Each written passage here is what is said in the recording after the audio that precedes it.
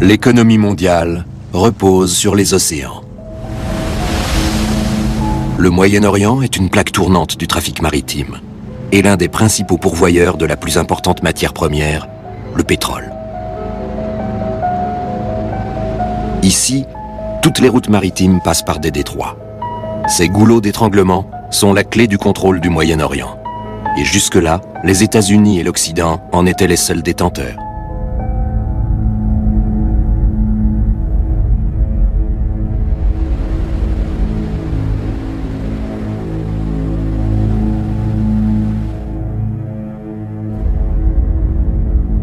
Le détroit d'Ormuz relie le golfe Persique et l'océan Indien. 1/5 du pétrole mondial est acheminé par ce bras de mer. Les tensions politiques entre l'Iran, Israël et les États-Unis en font un foyer de crise. Et tous ceux qui consomment du pétrole pourraient en subir un jour les conséquences. Dans le sud-ouest de la péninsule arabique, le golfe d'Aden débouche sur le détroit de Bab el-Mandeb, terrain de chasse favori des pirates somaliens et des chasseurs de pirates. Ce sont les protagonistes d'une lutte sans merci dont l'enjeu est le maintien de la domination occidentale dans la région. Au nord se trouve le canal de Suez, la porte de la Méditerranée. Pendant des décennies, l'Occident a contrôlé l'Égypte et le canal. Mais la situation est en train de changer. Après 500 ans d'hégémonie occidentale, la population locale reprend peu à peu le contrôle. Au Moyen-Orient, de nouveaux acteurs ont fait leur apparition. Il s'agit de pays éloignés qui sont eux aussi dépendants de la région et de son pétrole. Leurs navires sont toujours plus nombreux et leur influence s'accroît. Les intérêts des Chinois se heurtent aujourd'hui à ceux des Américains. Une seule puissance qui dirige le monde, ce n'est pas soutenable. De la Libye à l'Iran, de la Méditerranée aux côtes des pirates somaliens, les cartes du pouvoir sont redistribuées dans le grand jeu du pétrole. Tout tourne autour du contrôle des voies de navigation. La protection du trafic maritime est capitale pour la planète entière. Il n'y a pas de meilleur endroit pour observer ce match que le pont d'un navire en haute mer. Le Progress est un pétrolier de 228 mètres de long. Il transporte du kérosène entre le golfe Persique et l'Europe. Un petit maillon dans la chaîne d'approvisionnement mondiale en énergie.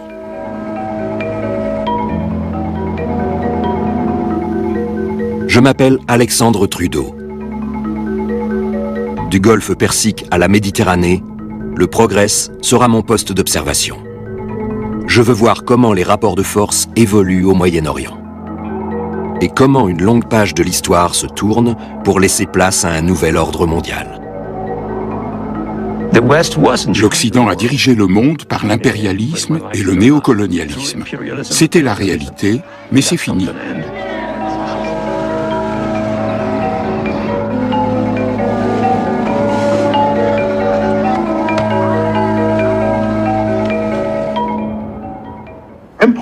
Il ne devrait plus y avoir d'empire. Dans un monde divisé en une multitude d'États, on devrait faire du commerce pacifiquement sur la base du libre-échange. Mais la réalité est tout autre. The barren rocks of Aden, a piper's tune which was famous throughout the empire. The barren rock... Le Moyen-Orient a vu naître et mourir bien des empires. La dernière bataille de l'Empire britannique a eu lieu à Aden il y a 50 ans. De là, les Anglais avaient assis leur pouvoir sur les routes et les passages maritimes. This port lives on oil, and it also protects the sources of that oil. À partir des années 60, les Britanniques n'ont plus les moyens de dominer le monde et sont chassés de la région.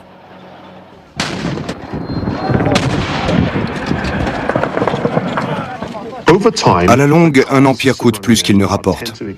C'est pourquoi il ne dure pas éternellement. La Grande-Bretagne est ruinée, mais l'Occident a déjà un nouveau maître. Après la guerre, les États-Unis ont été en position d'organiser et de diriger le monde. À la fin de la Seconde Guerre mondiale, le président Roosevelt invite le roi saoudien Ibn Saoud à bord d'un navire de guerre américain. Les États-Unis ont vite compris l'importance du pétrole et le rôle stratégique des déserts arabes.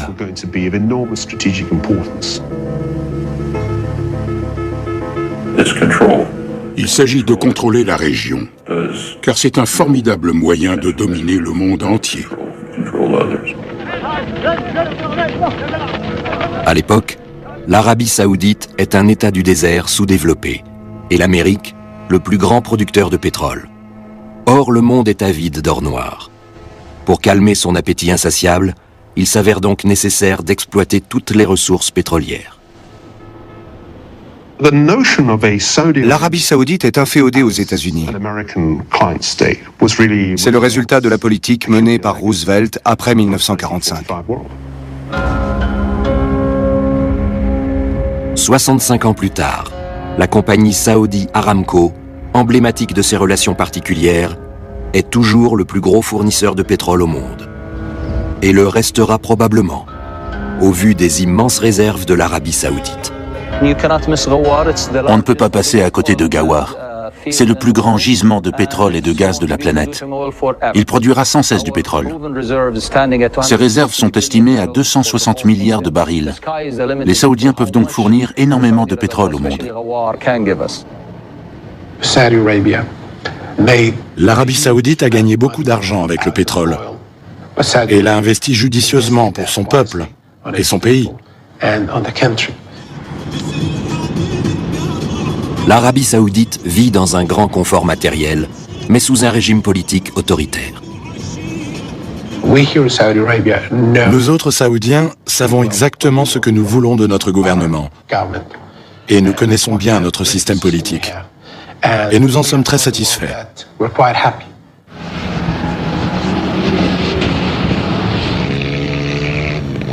Le désert inhospitalier est devenu un terrain de jeu pour les riches.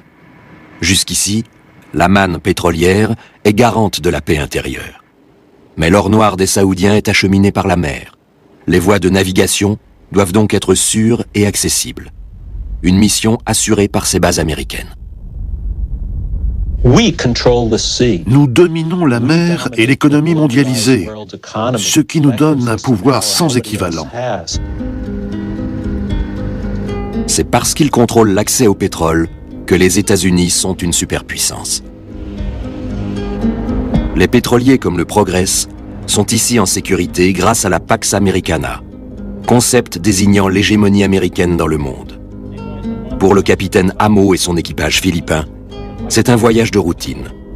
Les voies maritimes peuvent encore être parcourues sans problème. Toutefois, notre route nous conduit près des côtes d'un pays qui refuse l'ordre mondial américain, l'Iran.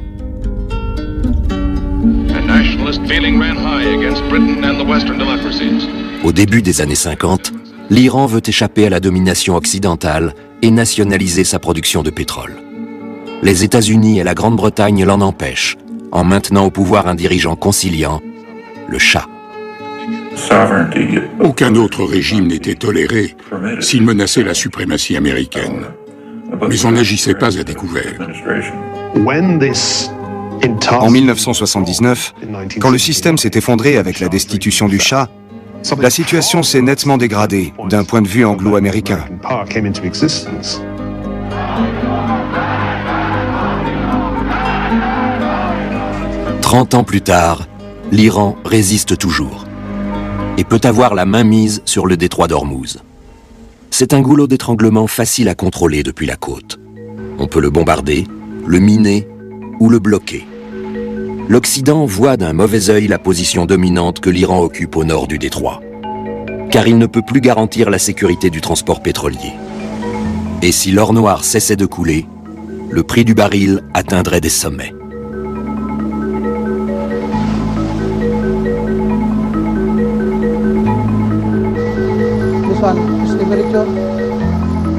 Le Progress a chargé dans ses cales un carburant précieux destiné aux fusées.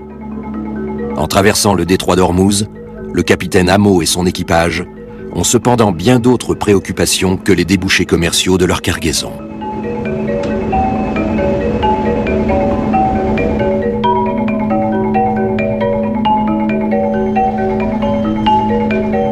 Un vieil ennemi de la marine marchande les guette sur l'eau.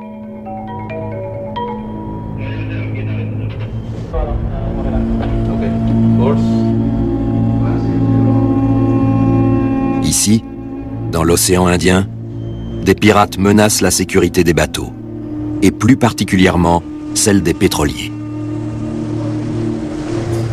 L'océan Indien est un enfer avec tous ces pirates. Notre vie a changé. Notre travail n'est plus une partie de plaisir. Barbelés, épouvantails, canons à eau et sentinelles armées sont autant de mesures de défense contre d'éventuelles attaques de pirates. L'équipage du Progress ne comprend pas que l'Occident, qui veillait jusque-là sur le trafic pétrolier, n'ait toujours pas réglé ce problème.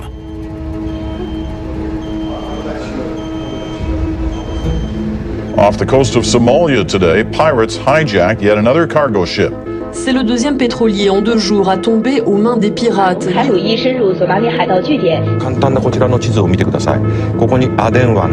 La piraterie a connu l'an dernier un bond de 40% dans le monde.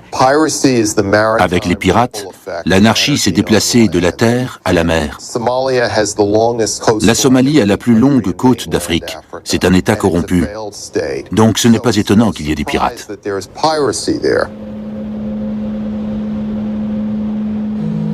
Une fois encore, la Somalie est victime de la sécheresse.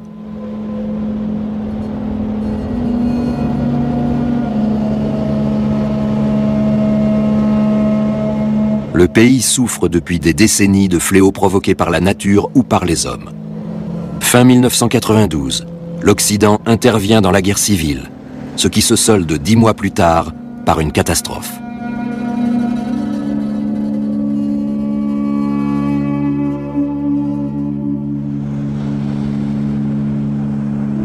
Le chaos règne en Somalie, et avec la piraterie, il s'étend de plus en plus aux routes maritimes. Des hommes d'affaires habiles ont su exploiter les rares ressources encore disponibles dans le pays. Une main-d'œuvre laborieuse et des terrains stratégiques sur le littoral. Compte tenu de la situation géographique, la piraterie est une sorte de péage. Durant des semaines, de longues barques sillonnent l'océan Indien à la recherche de pétroliers de taille moyenne. Ces hommes sont animés par un étrange mélange de désespoir, de violence et d'audace. Ce sont des actes désespérés commis par des hommes désespérés.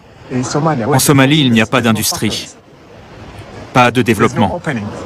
Le fusil est votre outil de travail. Il vous permet de gagner votre vie.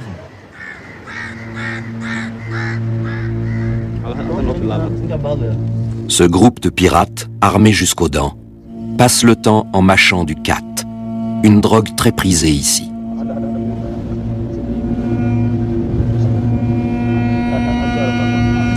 Notre vie d'avant a été détruite. On ne la retrouvera plus. On prend tous les bateaux qu'on peut. Tant qu'ils passeront par ici, on les attaquera. Les pirates somaliens menacent le contrôle des États-Unis sur les voies maritimes, et donc la Pax Americana.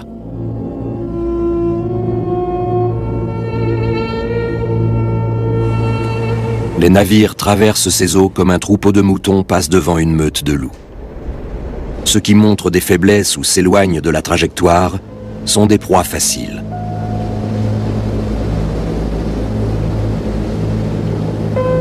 Mais à présent, les chasseurs sont eux-mêmes chassés.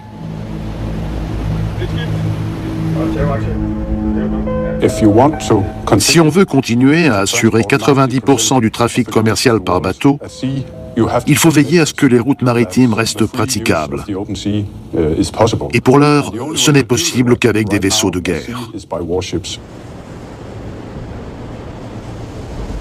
L'Esbjørnstner est une frégate danoise mandatée par l'OTAN pour chasser les pirates. L'Europe aussi a besoin des marchandises et du pétrole de l'Orient. Les Danois étant traditionnellement un peuple de marins, ils sont les parfaits alliés des Américains dans la lutte contre les pirates.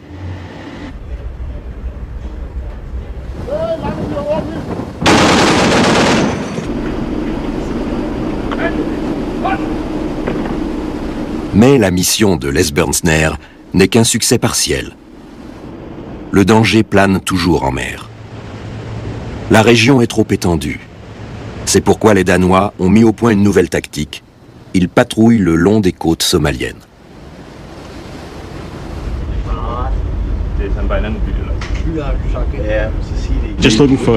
On observe ce qui se passe sur la plage. S'il y a des activités de piraterie. Tant que les pirates sont sur la plage, ils ne s'emparent d'aucun navire.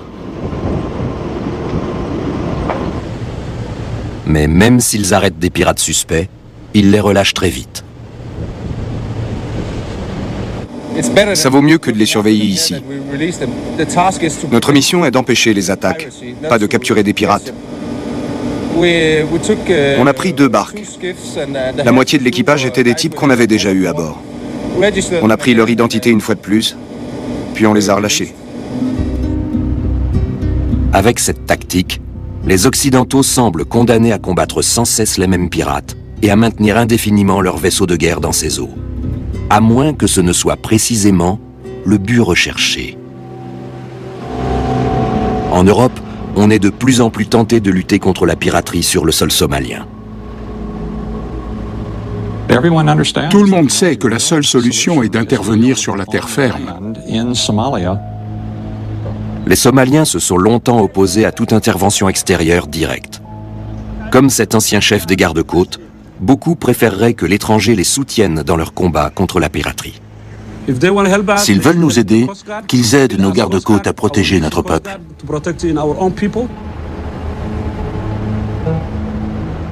Mais si les marines occidentales renforcent leur présence dans ces eaux, ce n'est pas seulement à cause des pirates. Ce vieux cimentier ne fait que son travail.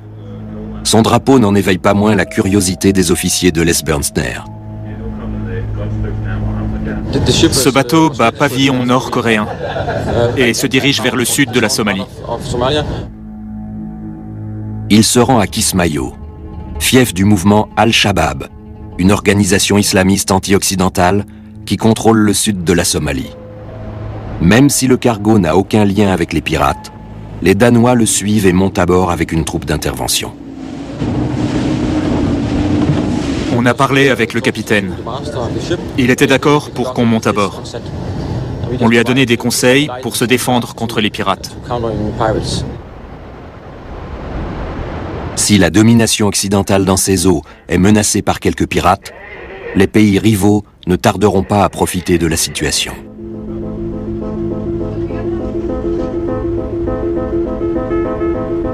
De fait, le contrôle des routes maritimes est un enjeu capital pour les puissances mondiales. Et toutes se le disputent. Chinois, Russes, Iraniens, tous ceux qui ont des intérêts au-delà de leur zone d'influence directe sont en lice. Les pirates ont toujours amené les puissances maritimes dans des régions où elles ne seraient jamais allées autrement.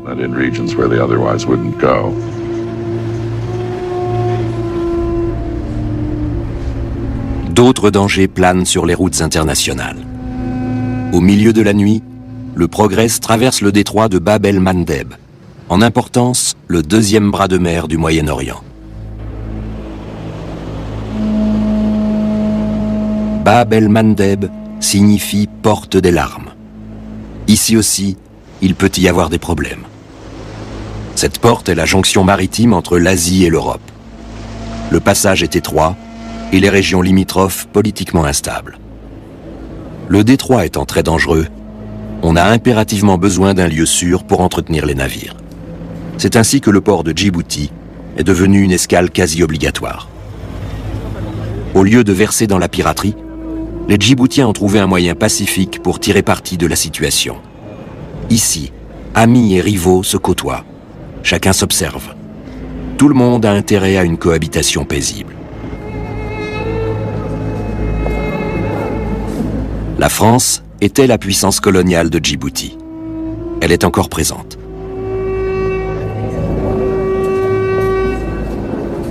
Les Américains sont également sur place. Depuis leur base militaire, ils lancent des opérations spéciales et des attaques de drones dans la région. Les Japonais s'installent eux aussi à Djibouti, tout comme les Russes. Même les Iraniens ont laissé leur marque. Ils ont financé la construction du nouveau parlement du pays.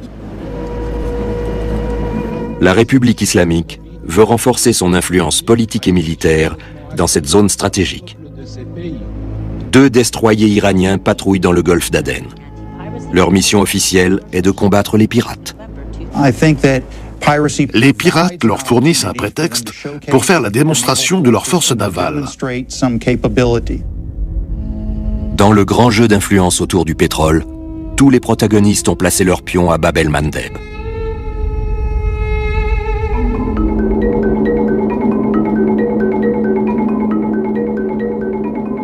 Plus au nord, où navigue maintenant le Progress, l'enjeu est encore plus important.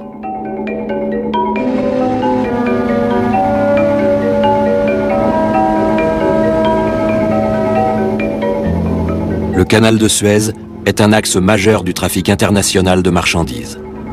24 heures sur 24, 7 jours sur 7, des cargos l'empruntent pour gagner des ports lointains.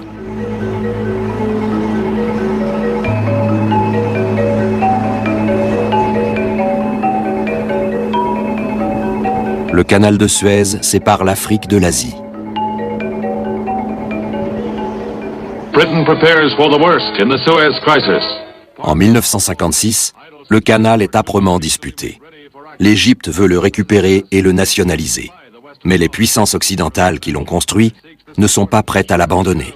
De la fin du 19e aux années 1950, l'Égypte était un maillon central du transport de marchandises dans l'Empire britannique. President Nasser continues to defy the Western powers on his seizure of the canal. La crise de Suez de 1956 a été comme le dernier soubresaut d'un animal blessé à mort. Désormais, il était clair pour tout le monde que l'Empire britannique était un rêve brisé.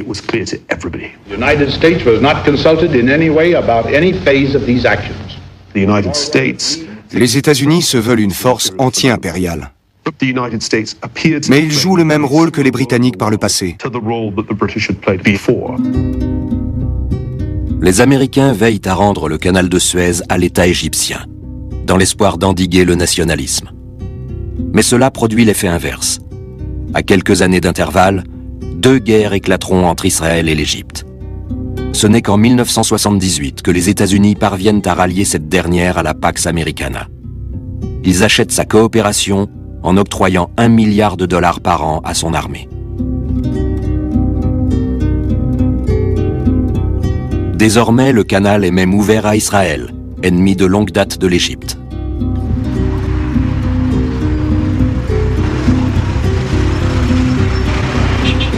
Toutefois, malgré les aides généreuses versées pendant des années par l'Amérique, la situation économique du peuple égyptien se détériore. Partout, la corruption sévit et il n'y a pratiquement pas de travail. La grogne monte contre le gouvernement. Parallèlement, à l'ère de l'information, les Égyptiens communiquent de plus en plus en réseau.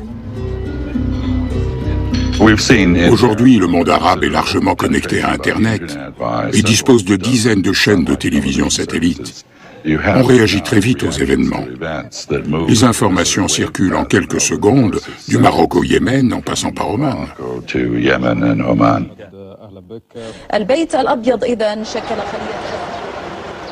En 2009, le président américain Obama se rend au Caire. L'ensemble du monde arabe attend de lui une impulsion démocratique.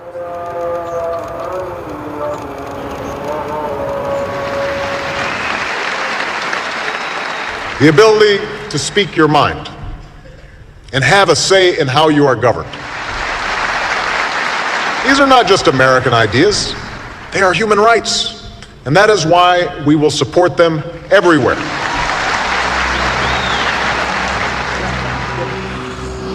Deux ans plus tard, tout change.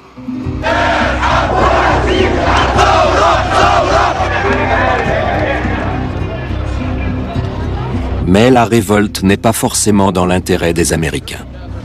La question se pose de savoir si ces derniers pourront contenir le nationalisme dans la région. Les anciens alliés des États-Unis ne tardent pas à être renversés. Le président égyptien est traduit en justice par son peuple. Tous les Égyptiens étaient écœurés par ce qu'il avait fait. À nos yeux, il s'était, passez-moi l'expression, prostitué. Alors que le printemps arabe bat son plein en Égypte, les États-Unis sont toujours préoccupés par la pérennité des routes maritimes et le contrôle du canal de Suez. Comme en 1956, les insurgés pourraient utiliser l'accès au canal à des fins politiques. C'est une révolution. Il ne faut pas espérer de gentils gouvernements démocratiques et pro-occidentaux dirigés par des cadres de Google. C'est très peu probable. On verra sans doute s'installer des régimes islamistes qui seront certainement encore plus imprévisibles. À chaque victoire des islamistes dans les urnes, la domination occidentale recule. Pour plus d'un Arabe, c'est sûrement une perspective encourageante. Ils ne se laisseront plus dicter leur conduite par l'étranger et ne compteront plus sur nous pour leur survie. De même, la majorité des Égyptiens n'a jamais vu d'un très bon œil la paix avec Israël. Beaucoup d'Arabes se demandent comment on peut coopérer avec les États-Unis alors qu'ils soutiennent massivement Israël et qu'Israël humilie et tue autant d'Arabes. À présent que le candidat des frères musulmans a remporté les premières élections depuis la chute de Moubarak, la tension pourrait encore monter d'un cran. L'Égypte des frères musulmans va soutenir la cause palestinienne. Je ne pense pas qu'actuellement la guerre soit une option, mais il y a des limites.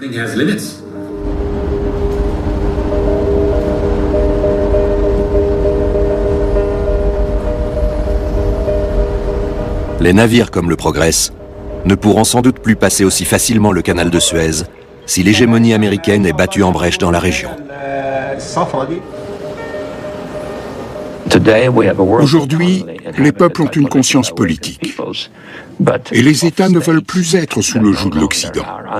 C'est un énorme changement.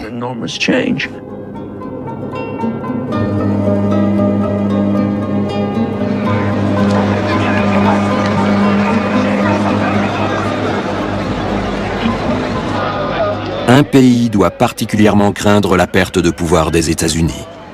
Israël.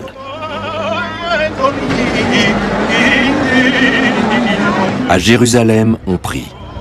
C'est Tisha B'Av, jour de deuil qui commémore la destruction du premier temple de la ville.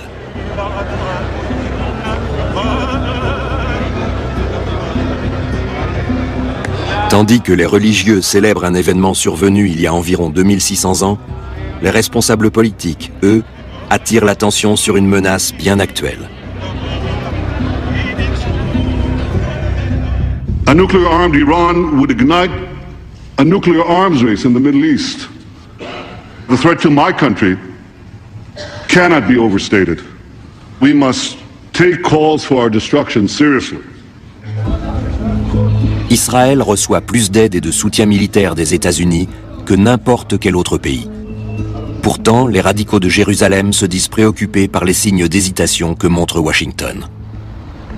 En Israël, on pense qu'on ne peut plus faire entièrement confiance aux États-Unis, que la politique américaine est confuse, équivoque et non plus systématique. La question iranienne alimente tout particulièrement les débats à Washington. Le président Obama est favorable à un renforcement des sanctions. Ses adversaires, eux, soutiennent l'attitude offensive d'Israël. We can't continue to express a point of view that sounds like we're more concerned about Israel taking action against Iran than we are about Iran becoming nuclear. À ce jour, il n'y a pas de preuve que l'Iran a décidé de se doter de l'arme nucléaire. Pour le plus fidèle allié des États-Unis dans le Golfe Persique, l'Arabie Saoudite, il y a d'autres dangers. Nous voulons un Moyen-Orient sans armes de destruction massive. Ça doit valoir aussi pour Israël. L'arsenal nucléaire d'Israël dépasse tout ce que l'Iran pourra jamais acquérir. Même si les Iraniens ont quelques bombes nucléaires de qualité douteuse, sans capacité de seconde frappe, avec une défense aérienne qui peut être facilement vaincue, quel danger représente-t-il? Malgré tout, Israël prend la menace tellement au sérieux que son Premier ministre envisage d'attaquer l'Iran, avec ou sans l'Amérique. Israel always reserves the right to defend itself. Israël est au pied du mur, entre autres à cause de sa propre rhétorique. Si les sanctions n'apportent rien d'ici 6 mois, il y aura une intervention militaire. L'objectif serait la destruction de toutes les installations nucléaires iraniennes, civiles et militaires.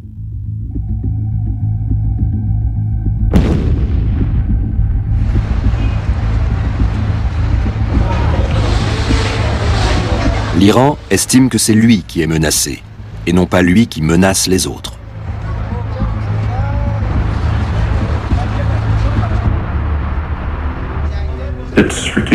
L'Iran a une stratégie défensive.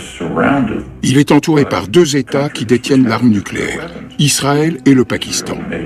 En outre, des pays voisins sont occupés par une superpuissance hostile, les États-Unis. Quel pays aurait plus besoin d'une force de dissuasion que l'Iran?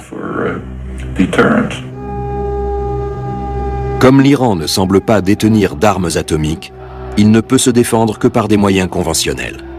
Ainsi, il pourrait lancer des missiles sur Israël ou sur le détroit d'Ormuz. De même, il pourrait munir des mouilleurs de mines et des vedettes de combat de missiles pour couler des pétroliers.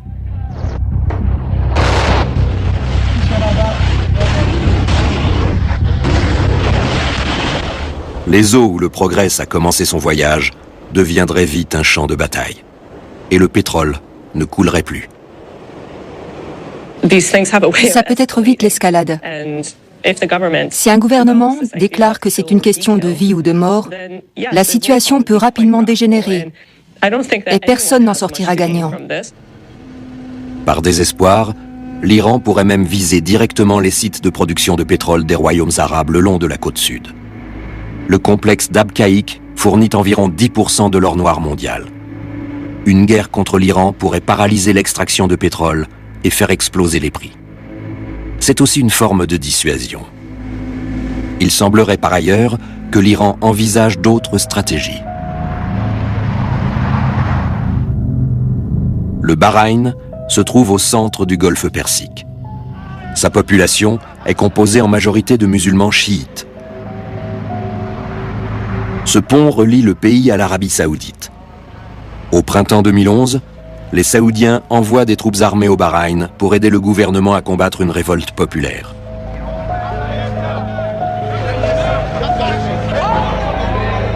Les chiites réclament plus de droits et de participation à la vie politique. Une menace pour la monarchie sunnite. Les Saoudiens l'aident à écraser les émeutes fomentées, selon eux, par l'Iran. Ces hommes portaient le drapeau iranien. Une fois encore, l'Iran s'ingère dans les affaires d'un État du Conseil de coopération du Golfe. C'est pourquoi les autres États, Arabie Saoudite en tête, ont tout de suite aidé le Bahreïn, car ce n'était pas un mouvement du peuple. Mais la motivation de l'Arabie Saoudite est peut-être tout autre. Si le Bahreïn était une véritable monarchie constitutionnelle, hypothèse tout à fait possible, ce serait bien plus dangereux pour les Saoudiens. Le Bahreïn abrite l'une des plus importantes bases navales américaines. Une prise du pouvoir par le peuple n'augurerait rien de bon pour la domination des États-Unis dans le Golfe. Les Saoudiens veulent que les États-Unis conservent leur hégémonie dans le Golfe. C'est pourquoi ils jouent avec la carte iranienne. La tension dans le Golfe Persique ne semble pas près de s'apaiser.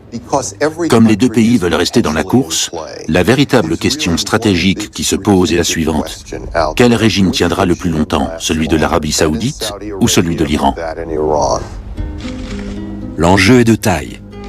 Les États-Unis se gardent donc de critiquer la répression des mouvements démocratiques, d'autant que les efforts de démocratisation en Irak n'ont pas été payants pour l'Occident et ont profité à l'Iran. Au Liban, la démocratie favorise le Hezbollah, et à Gaza, elle renforce le Hamas. 2 territoires désormais ralliés au camp iranien. Les erreurs des Américains profitent à l'Iran. Son influence et sa popularité s'accroissent, et il peut provoquer encore plus de troubles. Pour juguler l'influence de Téhéran, Israël envisage une attaque préventive contre les installations nucléaires iraniennes. Vu la configuration de ces installations, ça retarderait tout au plus le programme nucléaire de l'Iran, mais ça ne le détruirait pas. Pour frapper fort, Israël aurait besoin de l'aide des États-Unis. Toute la question est de savoir si les États-Unis sont prêts à engager une action militaire contre l'Iran pour soutenir Israël. Beaucoup d'Américains diraient « Non, pourquoi le ferions-nous ?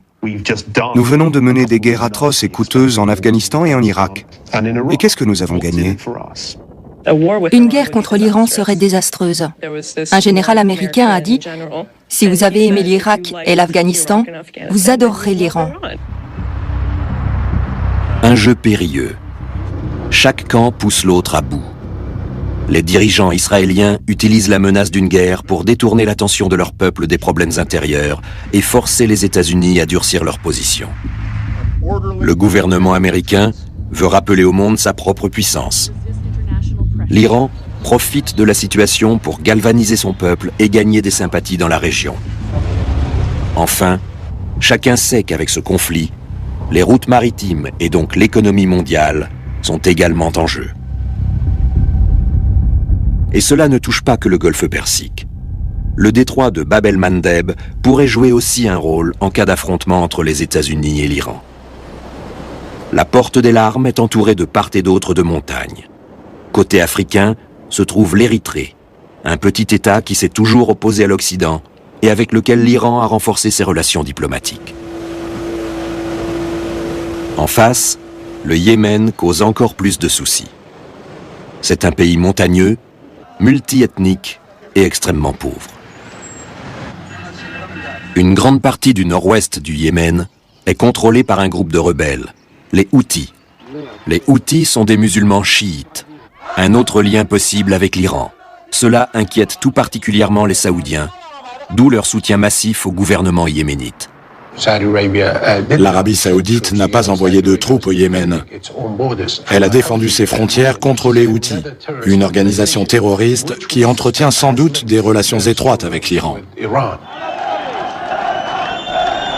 Au Yémen, le printemps arabe a provoqué la chute du président pro-occidental Ali Saleh et rendu le pays encore plus instable. L'Arabie saoudite et la communauté internationale doivent empêcher la déliquescence de l'État yéménite.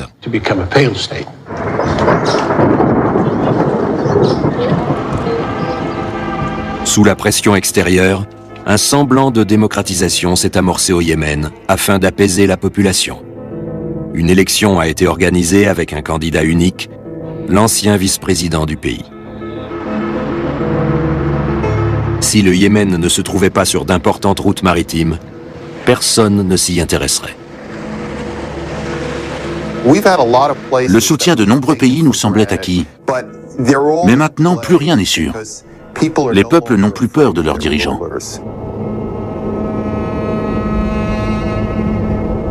À présent, le Progress navigue dans les eaux calmes de la Méditerranée.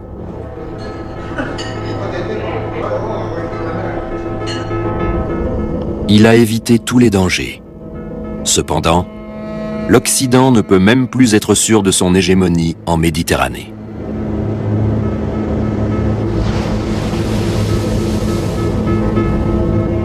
En Égypte, il pourrait bientôt y avoir des problèmes et d'ores et déjà, des étrangers pénètrent en Méditerranée. Pour la première fois, des navires de la marine iranienne sont allés de la mer Rouge en Méditerranée. Les mêmes navires avec lesquels l'Iran patrouille contre les pirates. L'Iran envoie un signal fort à l'OTAN, très implanté en Méditerranée, mais aussi à Israël. En acheminant des vaisseaux de guerre en Méditerranée, un autre pays envoie un signal encore plus fort. La Chine change radicalement les règles du jeu. Elle est en passe de devenir une superpuissance, mais fait face à un énorme problème de ressources.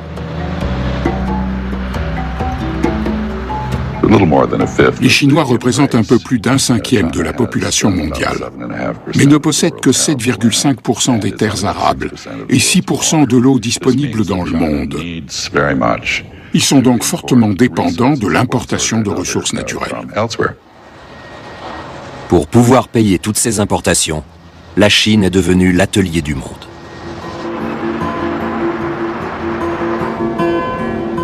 Il ne se passe pas une heure sans qu'un navire chargé de produits d'exportation chinois ne croise le Progress. La nouvelle puissance mondiale s'est trouvée une tête de pont en Méditerranée, le port du Pirée en Grèce.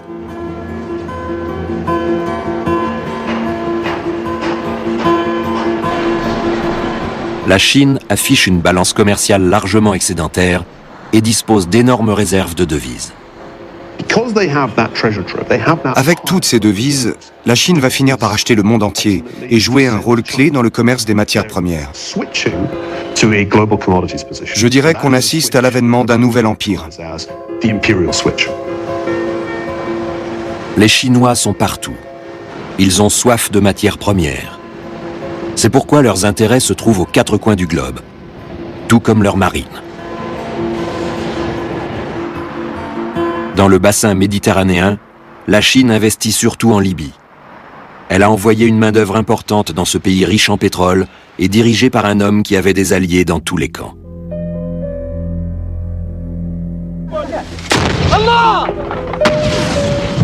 Puis, lorsque le printemps arabe est arrivé en Libye, la marine chinoise a évacué ses ressortissants. La Chine a rapatrié 37 000 ouvriers de Libye. Ça laisse deviner l'étendue de ses intérêts au niveau mondial. La présence du dragon chinois dans l'arrière-cour de l'Europe rendait l'enjeu libyen encore plus important pour les Occidentaux. Il était donc logique qu'ils interviennent dans le conflit.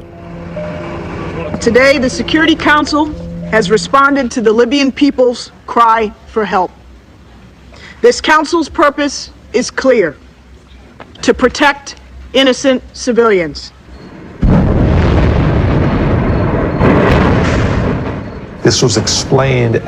On a dit qu'on voulait éviter un massacre.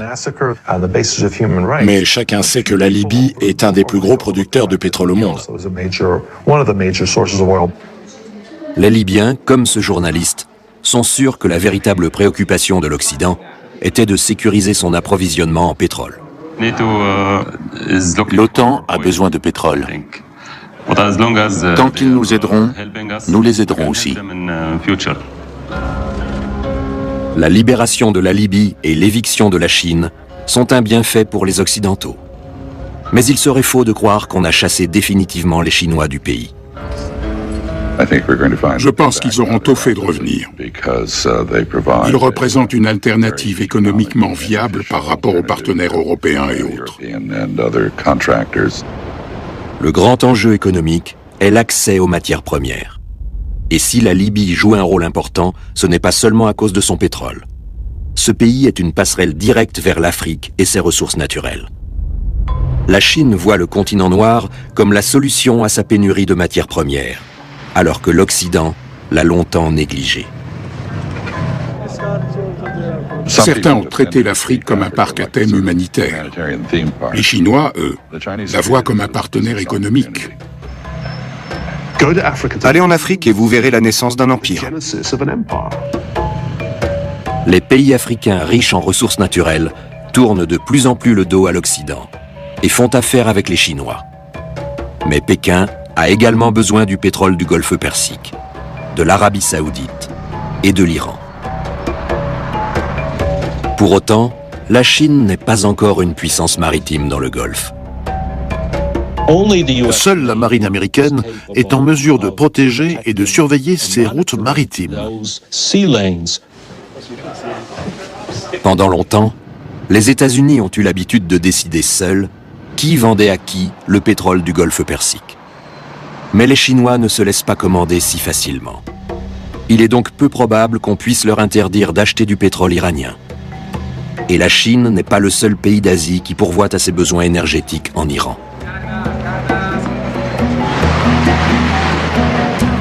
L'Inde a elle aussi intensifié ses relations économiques avec Téhéran. Les anciens réseaux commerciaux renaissent dans l'océan Indien. Et l'Occident n'a pas son mot à dire.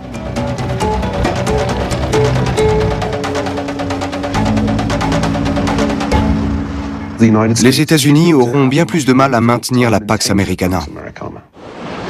L'Occident ne peut pas contrôler la Somalie. Les pirates restent une menace pour tous. Et il est confronté à une situation politique nouvelle en Égypte, au Yémen et au Bahreïn. Les Américains ne peuvent plus être sûrs de leurs alliés. Pourtant, ils ont déjà dépensé une fortune au Moyen-Orient.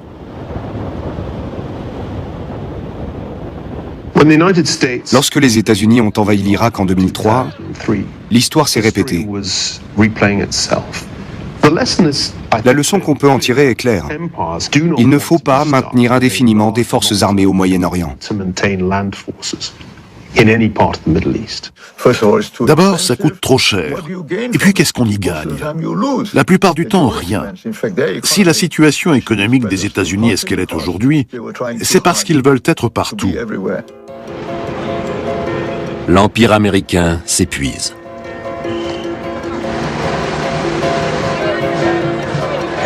Les États-Unis vivent largement au-dessus de leurs moyens. La majeure partie de nos dépenses est financée par des emprunts, dont beaucoup sont contractés à l'étranger. Ça ne peut plus durer comme ça. Certains croient qu'on peut maintenir notre budget de défense à un niveau élevé par la magie ou le vaudou. C'est absurde. Sous Reagan, la marine américaine avait 586 navires de guerre. Aujourd'hui, elle n'en compte plus que 286.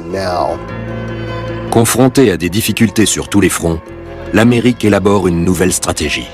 As we end today's wars, I have directed my national security team to make our presence and mission in the Asia-Pacific a top priority. Les États-Unis se détournent du Moyen-Orient pour endiguer plus efficacement l'influence chinoise. Nous adressons une menace implicite à la Chine. Nous pouvons vous couper le robinet de pétrole et vous ne pourrez rien y faire. Ainsi, malgré un potentiel militaire affaibli, on parvient à tenir la Chine en respect. Mais c'est faire de ce pays qui soutenait jusqu'ici la Pax Americana un adversaire. Les Chinois sont satisfaits de l'ordre du monde. Ils en profitent. Si seulement les Américains ne les considéraient pas comme un ennemi potentiel. Cela oblige en effet Pékin à réagir.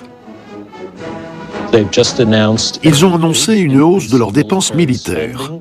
Une grande partie sera destinée à contrer les forces navales américaines. Pour l'heure, la Chine a suffisamment de défis intérieurs à relever et ne veut pas trop s'engager dans la politique extérieure. Mais cet empire de plus d'1 milliard d'habitants a besoin de ressources naturelles pour sa croissance et sa prospérité. Il souhaite donc que l'Occident continue à garantir la sécurité des routes maritimes. Nous vivons dans un monde incertain. Les États-Unis ne sont plus les seuls décideurs. Comment les Chinois gèrent la situation? Franchement, c'est leur problème. Si l'Occident vacille, la Chine en pâtit. Et si l'Occident ressent comme une menace l'émergence de nouvelles puissances, il y a peu de chances de trouver un équilibre. L'Occident régresse parce que le reste du monde progresse. Si l'Occident tente par tous les moyens de rester le maître absolu du monde et combat tous ceux qui échappent à son contrôle, il se heurtera à un fort courant contraire. L'époque où il n'existait qu'un empire est révolue. Un jour ou l'autre, le monde sera multipolaire. Et ça arrivera plus tôt que prévu. Au vu de la situation économique aux États-Unis et de la nouvelle donne politique au Moyen-Orient, il est clair que même la stratégie la plus offensive n'empêchera pas l'émergence de nouvelles forces. Et le recours à la violence ne fera que renforcer l'instabilité des routes maritimes. Nous sommes déjà dans un monde multipolaire sur le plan économique, diplomatique et politique. Bientôt, ce sera aussi le cas au niveau militaire.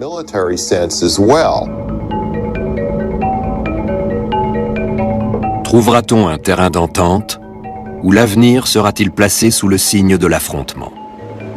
Une chose est sûre, tout acte irréfléchi pourrait avoir de graves conséquences dans le monde entier. La malédiction du pétrole n'a pas fini de frapper.